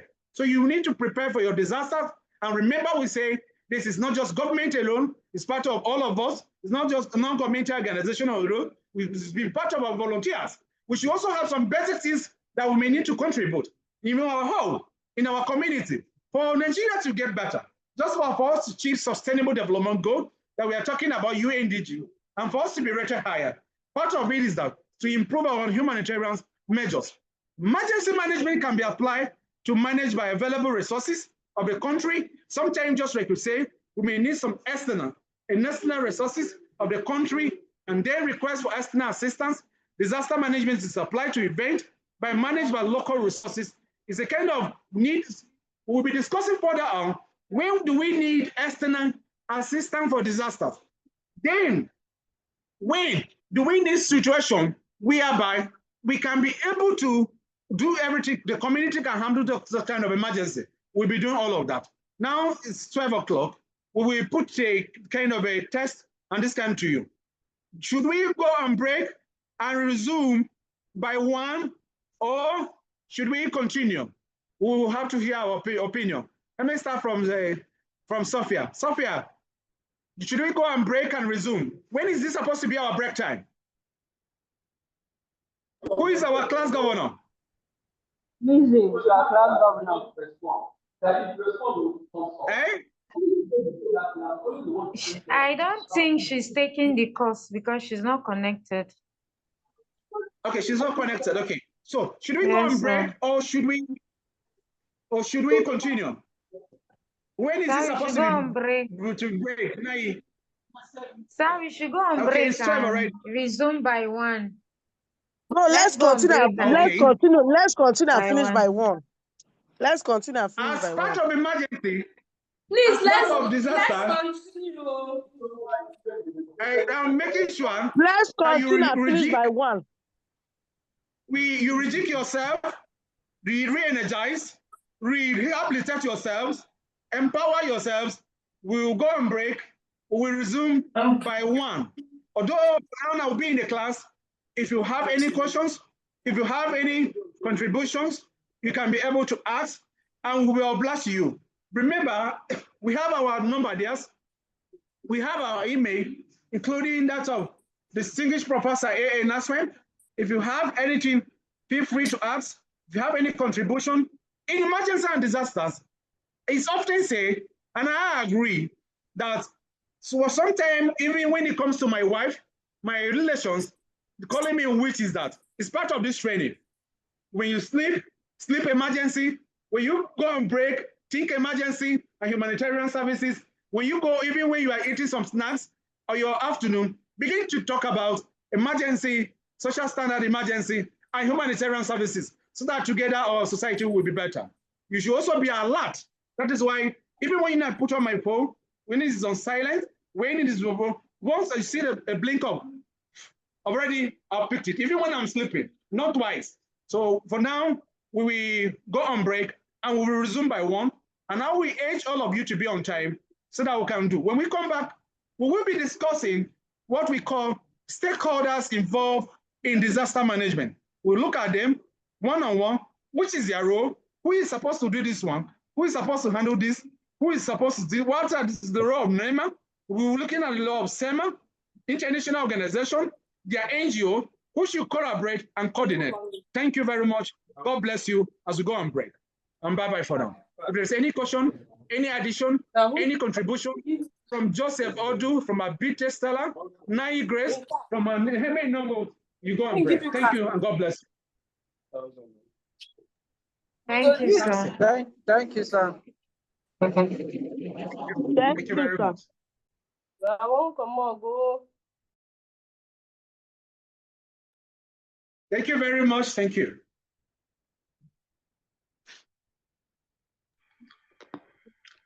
Bye. Bye, Patricia.